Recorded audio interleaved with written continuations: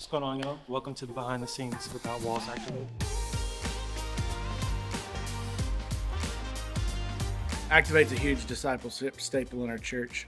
We recorded it a few years ago, but it was all in the middle of scamdemic and just the quality wasn't there. So our goal is for things to be distraction free and easily to digest. And that just wasn't the case with the older content just because of the kind of the environment that it was filmed with and kind of where we were at the time. So we took a step back, wanted to refilm it, and I pitched the idea of doing it live just because live audience is super cool. It's engaging for them to be a part of, and it's something different. Plus, from a content perspective, it looks really, really good.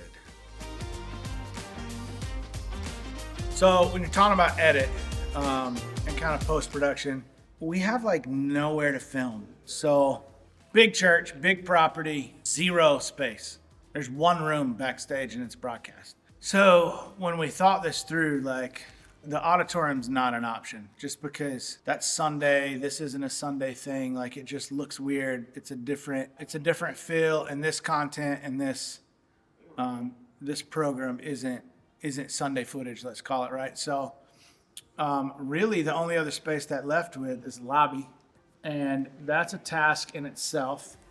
As you can see, it's a little dead now, but it has some ring to it. So trying to capture like audience audio and pastor at the same time without amplifying him to create more audio is a task. And then you light it, like you have 100 people in here to light.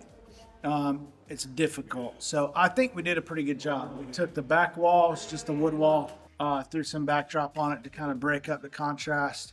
And then we have these big panels, Chauvet on-air panels, that just cast light everywhere where we need it. So we use those really, really high, like the audience. And that's pretty much it.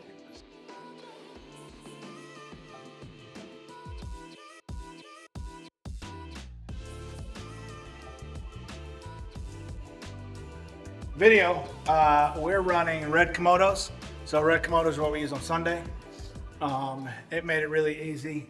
There's no complaint. Komodo can capture dark, Komodo can capture light. Lens-wise, Cam 1, we're on a Sigma Art, 120 to 300.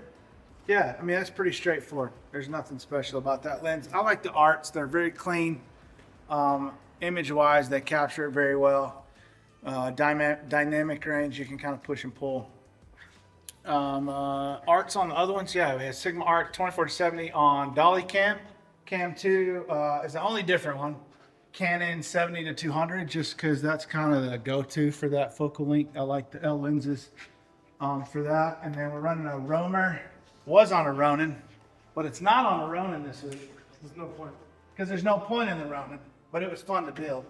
Another Komodo, another Art, 35 millimeter.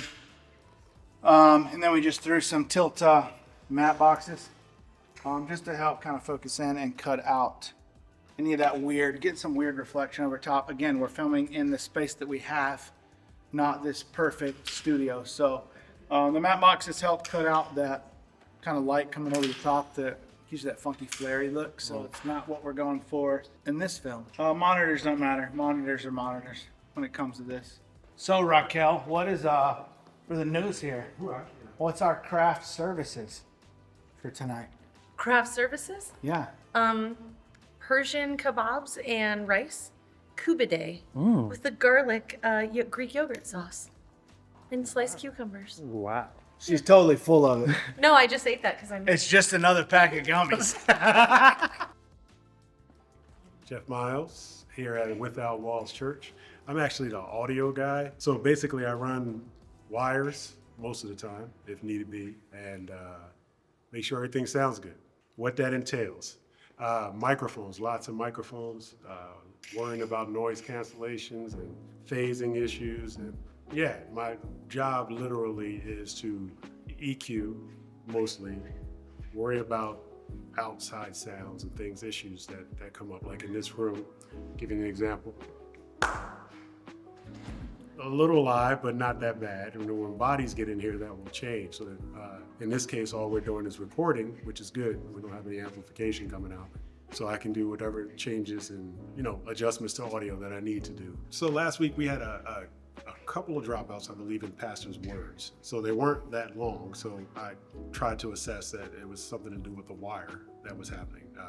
It could have been wireless issues, RF signals mismatching, but because there was such a short gap and it didn't last too long, I figured that it was microphone wire that he had going to his pack. So hopefully we remedy that. We have a second microphone for him.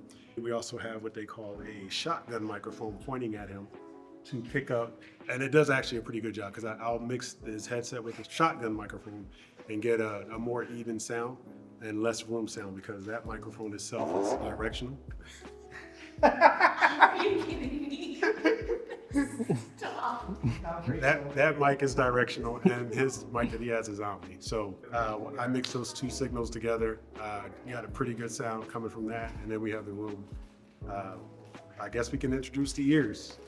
Basically, a little creepy, as everyone has said. That there microphone is supposed to be like your ears that you have on your head. Basically, two microphones sticking out, giving you a stereo field.